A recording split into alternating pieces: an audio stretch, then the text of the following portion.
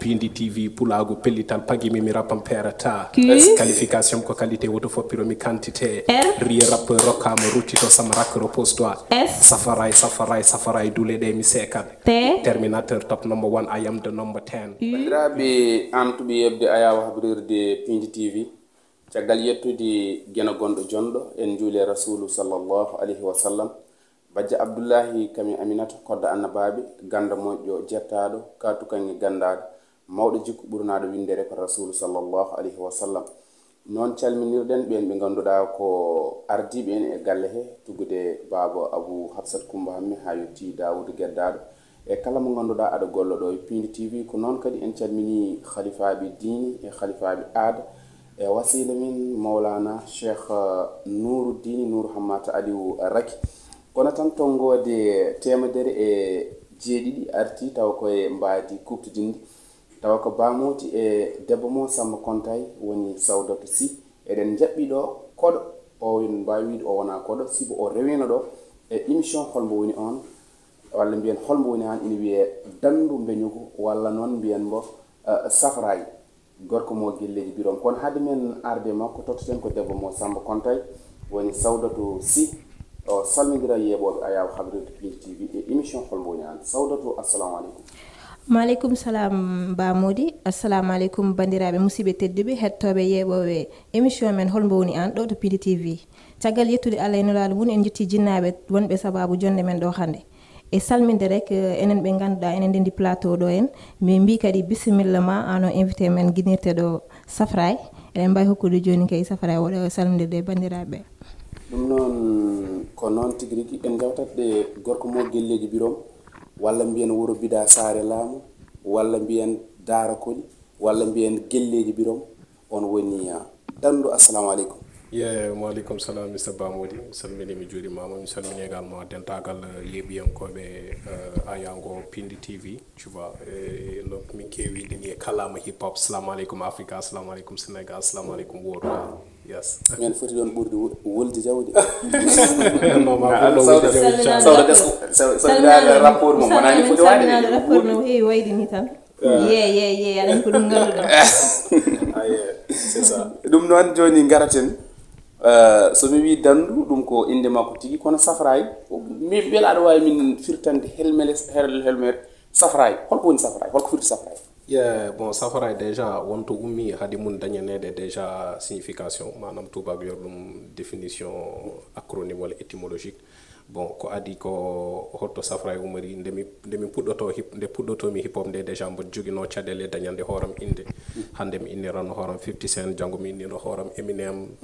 hay goto anda ko acci wa indeji janandi nde ƴettanomi alors Fouta noon enen kam kewɗen ko wattade pelle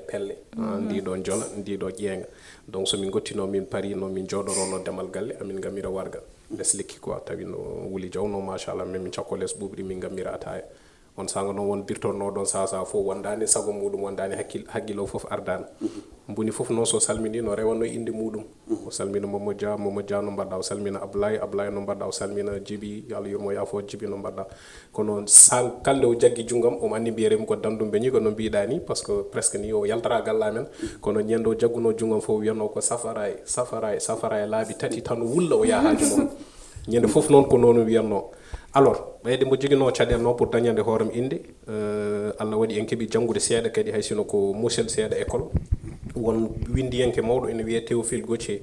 on wi le vrai artiste c'est celui qui est susceptible de pétrir de la boue pour en faire de l'or manam tigi rigui artiste o ko bawɗo waylude ɓakkere watta ɗum kanni mbimi ayi noon bandiraɓe kettoɗe oɗo no arayam o sellani gonga omo wiya Safaray yimɓe ne nanguiri ɗum bolle puyɗe kono min ñen fof mo wiyami noon beele oɗo Safaray mbo wiyere mbo yimɓe nanguiri bolle puyɗe woni manam représentation ɓakkere nde beele mi wawa ƴettude on Safaray mi wayla ɗum ha janggo e jaam mi jeeya artiste aji ɓurɗi mawnude mi yalta fuuri mi watta joué de concert e Dakar yimɓe ɓe ne guinnirimi sukaɓe muɗumen walla goɗɗum e goɗɗum mbimi joni fat mi ƴetta oɗo Safaray ƴettum Safaray o battumi ɗum indam puɗɗimi hankkadi nadde e nder golle hip hop ɗe ha Safaray finiran waɗi bifet roki ko rokkanno aduna woni ha gasi mi anda holto waajo ƴetti Safaray o holno tottiri kam Safaray kanko hoore makko gila guinnirmi hooram Safaray nattumi yidemo mi anda ko innamade mi anda ko jinne mi anda ko seeɗani o toti kam Safaray mi yiri horam Safaray mi nati yide mo kanko hono mi yili momo partout te mbodo mi yiloma ha joni mi don ki mi yimo tigi machallah dum no sawdor so tawi ada jogi makko namnal e Safaray aɗa andi tan ko addima ɗo hannde comme ko omo jogui événement goto minen jinno noon gartana amen holko jiɗɗa exactement wadde oɗon jour le 28 il paraît qu'aɗa jogui événement si en fait jinno ko gartana amen hen seeɗa beele bandiraɓe mbawa famde exactement ko hollum hewata le 28 d'accord alors le 28 ko concert mo jiɗɗen wadde bon déjà machallah concert aji kewɗi ene mbaɗa ɗo e nder Sénégal woni hunde welde no fewi woni weltare monde no fewi eɗen jiya bandiramen no gummo Mauritanie e structure aji ene gadda ɓe ɗo ene joue concert aji machallah kadi no weeli yimɓe tu vois donc enen kadi bon eɗen ɗo Sénégal ken artiste aji kadi ko ɗo jeyɗen e nder leydi he donc c'est tout à fait normal ko enen kadi eɗen konka également des événements parce que artiste kam déjà wurnat ɗum tan ko événement bon ko diwi kadi oɗo événement min gila garmi ɗo Dakar mi dañino ɗo caɗele kewɗe won studio ji mawɗi jolfuɓe hewɓe ɓe janomi kono ko ɓuuri hen hewde somi yettino somi wino komo Haalpulaar jomumen jalannomi walla jomumen ƴetto kam walla jomumen duñami wonni nangunoɓe seede am beddi ɗum e leydi heeli te nden hebde seede c'est tout un problème kono noon j'ai positivé parce que nanguirmi affaire o rek j'ai positivisé autant pour moi nanguirmi affaire o ran ko comme no source de détermination ni ngommi hooram gonmi hen mboɗo gollam ha no waɗi peut être human yi kam heftini kam on sanga fotti kam e muɗum min puɗɗi gollidde inchallah holli kam kadi gueɗe kewɗe waɗi kam poussé e nder carrière am artistique ha ñalawma hannde o quand même rokki kam haysino ko yimɓe tato walla nayoroɓe caggal meɗen e min kadi enen Haalpulareɓe yimɓe gandira ko ndimago so neɗɗo ñalmimo moƴƴere jotta ɗum moƴƴere on sanga noon min kadi darnumi programme mo jimmi mbaɗen inchallah pimmi noon aniye kanko waddema hen rendre hommage manam mawnindemo hen tu vois woni ko addi sargal humano d'accord le 28 mbaɗendi may ɓurnade en ensemble avec Bamodi e détail ji ɗi fof quoi yes ok miɗe sikki bandiraɓe keeɓi hoccude hen le 28 ko hewat toon joni noon Bamodi mi hokkete konngorek ani kadi mbawa namdade mo woni miɗa andi ko poɗɗen mo posé hannde ene heewi par ce que star joddiɗen ɗo hannde star leñol fulɓe non star ala min non star goto min jogui woni Mawlana Cheikh Ibrahima Niass minen fof komi almuɓe tu vois minen min guna koye maqama nasiril haqqi bil haqqi tu vois donc moylo sala tan to haari funabi hayya nomi kewi wirdude jawratul kamal ni sa faami ɗum tan affaire de star agal mi siko a jomba ɗum quoi koye mission tan wonten et puis star kam ko wajiɓe ɓe quoi on mission vraiment ko mission e dow mission min duttotomi seeɗo tan aɗen gandi saaha neɗɗo janngude ha waɗa ɗo tolni pour o waɗa o wi min mi yahat mi yimoyo beela ɗum kadi ɗasano sattirde mo seeɗo beela kadi ni wonko puusannama e naatde wadde rap et à la base min kam déjà gila komi cukalel tokosel komi artiste min en temps normal sami komi comédien yero en ɓe jiyata ɓe je ne sais pas heddi ɓe kamɓe fof min wawi ɓe comédie so min ɓorima ɗo joni bon wonko jeeɓata seeɗa min e boutique ulay donc guila ɗon tan ma andu oɗo ɗum ɗo à la base min kam so wontino min tan je serai un comédien mais bon peut être ko hip hop kañum waɗi kam récupéré no kemi winni wona mi rappata ko rapport rappatemi quoi tu vois alors donc c'était pas du tout évident parce que parents ji ɗi ko gueɗel gotel bon ɓe beleno ko c'est tout à fait normal parce que jomumen pamani hip hop te kadi minen komin seɓɓe min gowi ko yimede donc min gowani yimde mais heureusement mi yimani hay goto mi mantani hay goto min ko leñol ngol darenimi ko woni caɗele ɗe ko ɗum kanal ko gandanɗa hoorema ɗum ɗo woni daade ɓe ngala daade ko ɗin nden ko on ɓatake jottinami alors donc nde yeehi ha dumuno goto jinnaɓe ɓe gande ɓe gandi ɓernam nde nani hen no fewi mi ko gueɗel gotel soit a heɓat résultat ji moƴƴi école ha université gasna jangde ma mi ɗaccuma mbaɗa ko jiɗɗa ko wo ila so tawi ɗum ala tawi raɓo kam ko woni koye bonnude alhaaliji maɗa ɗum kam c'est hors de question bon min kadi jami ha gandumi en certain jami ha niveau goto gandumi hip hop wona ko ganduɗa hoorema eno bonna inamade o mais au contraire voilà fewnete quoi ɗum tagui kollumi hen preuve ajam gonmi hen mbaɗmi hasala ha kemmi bac ha garmi université ha kemmi maîtrise am ñalawma hande machallah et puis voilà jinnaɓe ɓe jii ɓe gandi vraiment oɗo timmini dossier ji makko foof jangde makko nde vraiment c'est nickel ɓe gandi no yidde makko ɓayde ɓuuri yarude koye culture urbaine manam hip hop donc gaccen mo waɗa ko yiɗi wadde ko c'est la même chose avec Human c'est la même chose avec Awadi c'est la même dal Youssoufa en tout cas toppuji numéro 1 ɓe jiyataɓe foof sa ƴeewi jomumen koko janggi ha moɗi kayitaji muɗumen te à un certain niveau ma andu ene jogui hen impact no fewi quoi e carrière artistique ko min paami ɗum kono a ari nani e nde puɗɗiɗa ɗo arde aɗa waɗa ɗum won jaggunoɗo seede ma weddi koko muññuy seetan dina xam ni amul xam-xam parce que ñi nga xamante ni ñoo la jël ñi ko jël ñoo la ëpp xam-xam donc kooku xam nañ xamul on andi ina waawi eɗen nganndi oɗon en kalta inde makko kono hannde noon mbaɗen so hucciti heen mawhirso kono mbele eɗen mbawi ruttade e hakkunde ma e huuman holɗo fuɗɗi sabu mbaɗo no donman huuman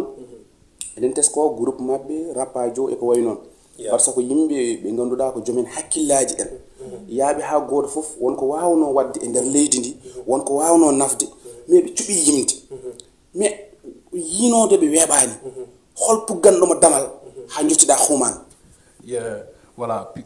human du groupe P300 après ya rapadio kamini rapadio hakkude mabbe demno wulde sela ciowa machallah mais après kammi fonde sadbe gonti gotum ha gananda hoore ma heble mbiyo human bo rapadio dadi Gibson etc KTN etc ka wereba alors donc holko addi dum no mbimami ni ko détermination ran parce que min kam beddinodo CD mboda wiide o wadi kam ko musi kam mais Cheikh Ibrahima Niass jangini minan Jalal e Jamal ko ma ngura dum ne gona kamal ciagal jamma kala nana nyalawma donc nde weddi on seede ha tukkimi koccumi seedem gundolam saami leydi mbimi wondi mi watima mi wat e hip hop e ko gandanɗa hoore ma kanko jamgo jamma o jooɗo omo yeeɓe o yiɗi ni min jokkodira o ronka te ñalom hande ko noon yaari omo yiɗi min jokkodira omo ni ɗuminami mais je le calcule même pas tu vois te wodin sa o huɓɓino Sénégal partout kala to jaaɗa kanko tan nanonnoɗa te ko rapport mawɗo e nder rapport a julfuɓe quoi mais bon bref c'est derrière nous voilà donc human ce qui a ko addi communication amen ko journal rappé mo mbaɗannomi o parce que mi yino journal rappé eɓe mbaɗɗo ɗum e français eɓe mbaɗɗo ɗum e wolof mine kadi jooɗimi kirami leñolam min pourtant Fouta caɗele nan toon yimɓe ɓe kewani yaltinde ɗum Fouta amnaraɓe voilà Fouta amnaraɓe etc mais fallait que mi ƴetta déjà actualité mbo yimɓe ɓe gurrat national et international e ɗemgal Pulaar mi waɗa ɗum synthétiser bon somi yehino noon Bamako parce que tout le temps mi yahano Bamako salminoyde jinnaɓam kadi nan toon famille am nan toon mais somi yehino toon mbaɗa yeewe no fewi sabu mi anda hay goto ko ɓuuri hewde tan mi uddotono nder joni noon somi uddinomo mi waɗano connecté mbaɗa yeeɓa information actualité nationale et international mbattumi ƴettude information mbaɗa waɗa ɗum sous synthèse de journal rappé somi waɗi ɗum sous forme de journal noon mi waɗan vocal tan mi nelde groupe aji am ɗi gonnomi ɗi so wajibi kedi ɓe mbiya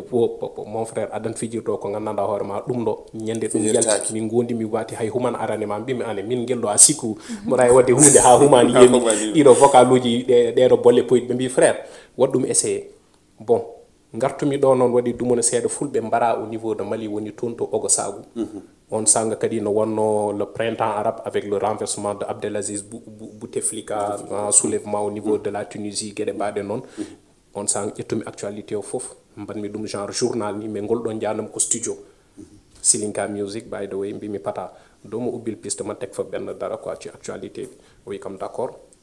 tegmi hen de tegmi hen ɗo noon affaire o rewi law no fewi Farba noon jooɗi kanko Baya Seck o heeɗi affaire o wi kam en calmini Baya Farba ya o jooɗi ha ɓoy wi kam mais frère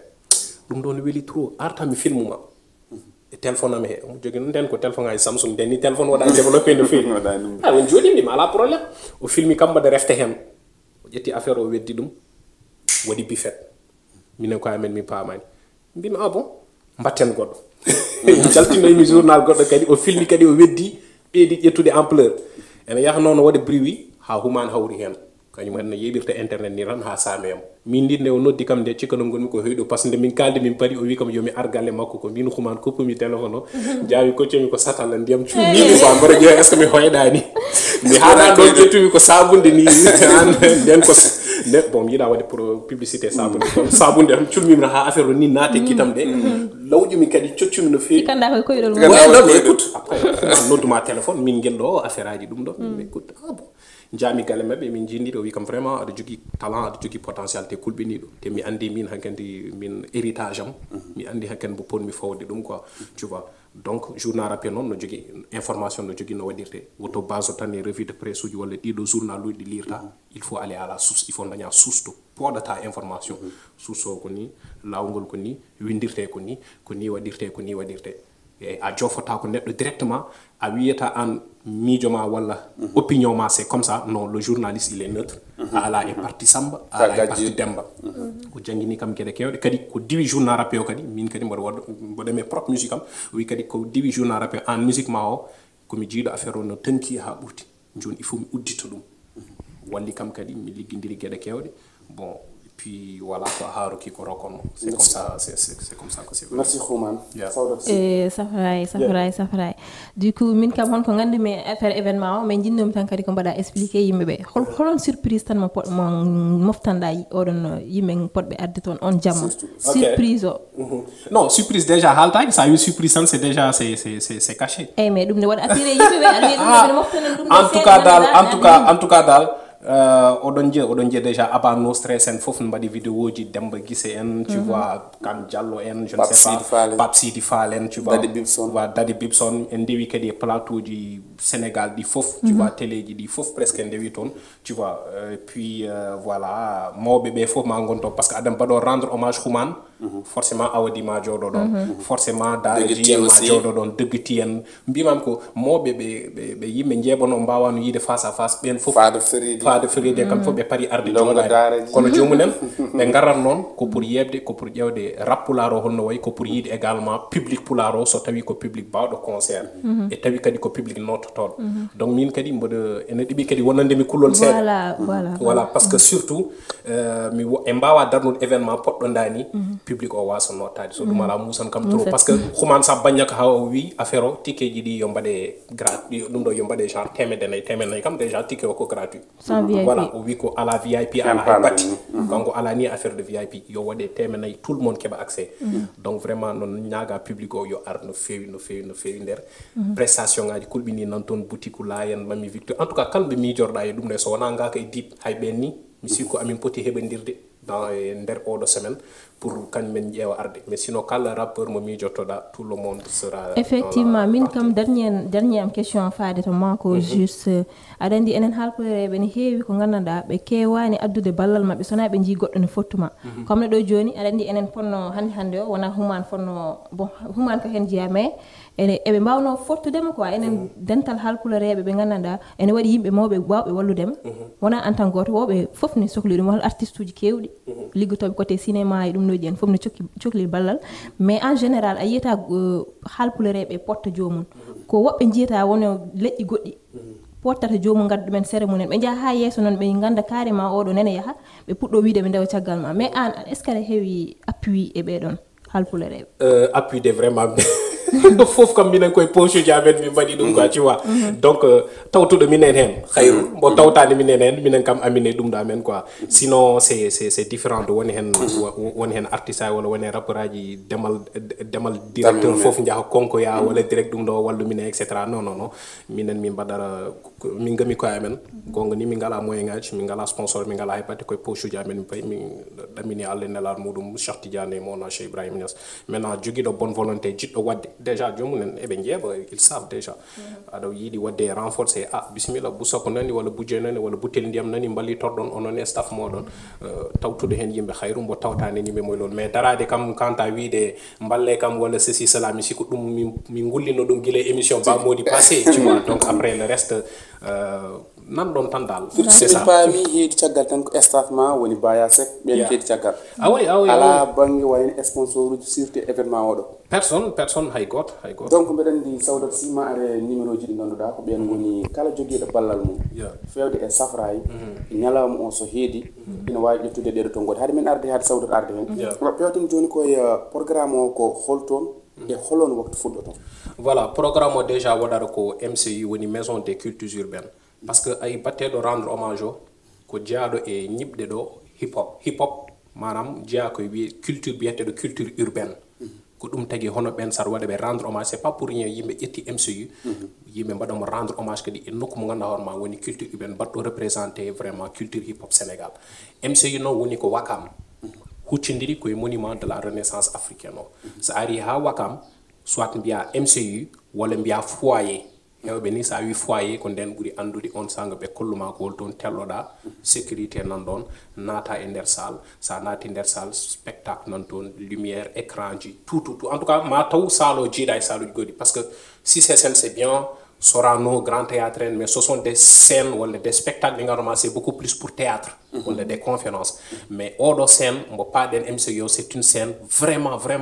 hip-hop. En tout cas, c'est une première fois aussi. HAAL PUULAR. Oui, et on va délocaliser l'affaire et nos coups de quoi. Parce qu'il est temps, il faut y mettre un holko ni scène hip-hop, holko ni scène théâtre, holko ni scène godum. Et là, c'est une scène vraiment hip-hop. Et il est temps que y mette un peu de nos coups de et lieu wuji. Wadobe hip hop to bandi pular.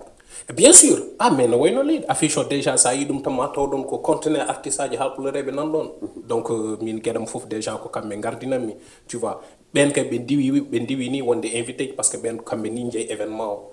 kala hen bindade affiche kan mo jida hay goto hen ni ala mo nanani fof yo andu kan. Non mais ala mo nodani jortan wiya sa noddani mi non andu andi événement mabbe ko enen halpulare be ko challenge quoi ko enen gone wadde affirmer enen gone hollude wobbe be parce que den concert a kewdi sa ƴeewi 98% public o fof ko fulɓe oɗo concernant ma taw 50% walla 60% sa rena public o jogol wonde ko jolfuɓe parce que hewɓe ma ngar pour yiide humane hewɓe ma ngar par ɗum kadi hewɓe addanaɓe ko ande fulɓe ɓe de kamɓe ham vraiment ɓe murti ƴewran MC jehen ƴeewoyen kamɓe holko ɓe mbawi quoi vraiment oɗo Safaray merdini yimɓe omone télé ji ɗi omone radio ji ɗi o woni hol yon nañi dem ñofo c'est une première fois jiyan baɗɗo incarné woni dillenɗo hunde yeehi média ji Sénégal fof wayno télé ji ɗi machallah mi memi leggal mbaɗɗa ɗum ɗon joni mbaɗa andi tan en jahat tawde en memanata yimɓeɓe ko weeli ko ngar toon ko toon to ñalama o so heedi donc natgol ngol ko temen nayyi kono ki sawdatu a ruttoto e banggue tongode numéro mo ganduɗa kala jiɗɗo wadde ballal mum e dandu beñugo o ala hay sponsor goto jiɗɗo ɗum wallude foof ko ndeɗo tongode nde sawdata tuttirat so pari noon o aran mine non. On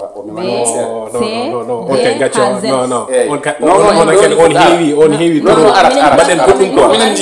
non mbaɗen goɗɗum on heewi ABC tout le temps mi yimɓeɓe fof kasti ɗum quoi on min jiɗi d'accord ala problème inchallah comme no bamodi wini rek kala mo ganduɗa ene jogui ballal fatude oɗo événement mo ganduɗa wadde sargal gunman human ne wawi noddude ɗiɗo numéro aji 77 369 73 46 77 369 73 46 ou bien 78 315 61 77 wala via 78 319 42 50 ɗiɗo numéro aji woni ɗi gandanɗa saka jogui ballal mangal patude événement le 28 o ɗo mbawi noddude ɗiɗo numéro aji eyyi Safaray min jiiɗi tan ko gartana amen e ko bamodi haali joni ko min kam aɗa andi mi yiɗi noon jimmi tati plateau hande yo wul jaw jimmi wul ɗum noon ko noon mbeɗa andi ɓuuɓata saabu eɗen gandi ɗum ɗo ko memanata on ko ñalama on foof minen min mem wonko heddi ha heewi komin coomi nder so ɗum noon allez-y sawdatu alphabet ji ɗi acca bismillah a wotto telbude aɗa waɗi maîtriser A à Z mbiɗa wawi bismillah on y va c'est parti A allahu akbar alhamdu alif lam mim ahad B bandi bit borom bindol bala mi microphone mi bomba C jusɗo caliɗo cakto cuuɗi ndi cumongu D dariɗo daraniɗo mbo dogata tene dogdota ko el phénomène o elimino enemi endomi F flow fring farujo to fayndirame ɗi feguji G gardiɗo gokkiro garde fo hip hop ko ɗo gaari H hikka jiiɗa drapeau hanki heɓɓita I international incontestable medine ibrahima ignas J julɗo jaɓɗo jokkiɗo mbo jejjata jaɓɓo e jasɗo K kilifa kalfinaɗo konngol kettiɗo kattante L lowolu lahiru ndeɗo jappere ko vampiro laami M beñu ganna mbarodi microphone o so mi memi muɓɓo N nangu rabbo mbiɗa ɗum N nangu rabo so asaman pilanami ko lefula nangue O original Europe Amérique rabam or nde wonno ko or P pindi TV pulago pellital pagimi mi rappam perata Q qualification ko qualité woto foppiromi quantité R rie rappeur rokkama ruttito sama rak repose-toi S Safaray dule ɗe mi sekat T terminateur top number 1 I am the number 10 U universel unique nodito Africa unique V volume vampire Michael Cruz Safaray woni lead vocal W wallahi mi wondi vampire so wuufi wukkita X xel xol xam-xam ubbil sa bëtte xool Z Y yaa yapu yettu inchallah a yettoto zigzag rimu no zoru zongino no zinna din zidan machallah barne ko kelle way barne ko kelle vraiment émission on weli en ngari non hay jaabi ha tirde gasi ha laabi artu tan e waktu o kadi yobe ngar yobe ngar kadi be paama wona enen ko enen poti wallude Safaray gaga woɓɓe ɓe ma garton ha kew sen ngari jonne voilà message mo donc MCU déjà maison des cultures urbaines activité mum puɗɗoro ko à partir de 20h maximum minuit ko nden wonde gasar nde min jehino min jewtide mabɓe min gandini ɓe 28 o hawrat koye final ligue des champions ɓe mbi wonden so tawi ko noon eɗen mbawi fuɗɗade concert o à partir de 21h kono noon yimɓe ɓe mbawi rokkuden ko ha minuit 30 wala minuit 45 ko nden activité o gasata donc vraiment enen nodda bandiraɓe ɓe foof yoɓe ngar guila e law tu vois vraiment yoɓe ngar kadi ɓe kebbin toon par ce que vraiment mami dañ gacce trop julfuɓe ɓuuri notade fulɓe e nder oɗo concert quoi donc enen nodda vraiment keewal te wona pour Safaray wona pour non c'est pas Safaray ko communauté Pulaar o yiiɗi wadde preuve aji mum pour holla vraiment humanen awadi en voilà minen amini nous sommes prêts hande Safaray dañi chance wadde organiser oɗo concert mais jiɗen ko à partir de oɗo concert woɓɓe kadi daña initiative aji yimɓeɓe hanken mbatta notade tawi ko leƴƴi ɗi foof jeyata hen quoi min kam so tawi mbaɗa rappa kam tawi ko leñol goto tan jeeyami je préfère mi woppa jimmi ko rappude mboɗo yiya hen julfuɓe mboɗo yiya hen haalpulare mboɗo yiya joolaji mboɗo yiya tubaho mboɗo yiya arabe mboɗo yiya partout no faydu mawna Cheikh Ibrahima Niass sariri e aduna hen ni ko noon jimmi min kadi sarirde mission hip hop o partout e nder aduna e quoi merci ne wayno émission ari hankadin to haɗanno eɗen mbiya rek en jetti bandiraɓe ɓe gandanɗa ne jeeɓa émission Hol Mbo woni an ende kadi jetti invité meɗen Safaray eɗen mbiya kadi bandiraɓe fulɓe foof yo ngar oɗon jamma le 28 notitoma on calminama bandiraɓe en garti hen ha ɗo tongode temedere e jeeɗiɗi woni 107 taw ko gorko dewnoɗo ɗo ina wiye dandu beñugo walla mbiyen Safaray ko kanko tigui artunoɗo e événement mo pewɗen o ko ruttude teddugal o mo ganduɗa ko woni o mo ganduɗa ko human vraiment ina waɗi fayidu no feewi kadi notoyɗen ganden ko enen jeeyi wona woɓɓe jeeyi ko enen jeeyi notoyɗen naam heddiɓe ma dia kono ɓuuri yodde ko enen koye men jehen notoyɗen ni no mbaɗen ni noon waɗi en noon ko Alsane Sané gonɗo ɗon ɗo centre El Malick tongode makko ko 78 311 15 48 caggal to waɗɓe feere jeeyɗen ko Combane e omo ganduɗa ko Signe Mansour Allah jarama on jarama jokkon e yebde télé men kono noon ko aadi men ko toto ruttude teddugal human eɗen jaada e Safaray Pindi TV pulago pellital pagimi mi rappam perata qualification ko qualité woto foppiromi quantité riye rappeur rokkama ruttito sama rakk repose toi Safaray dule ɗe mi sekat terminateur top number 1 I am the number 10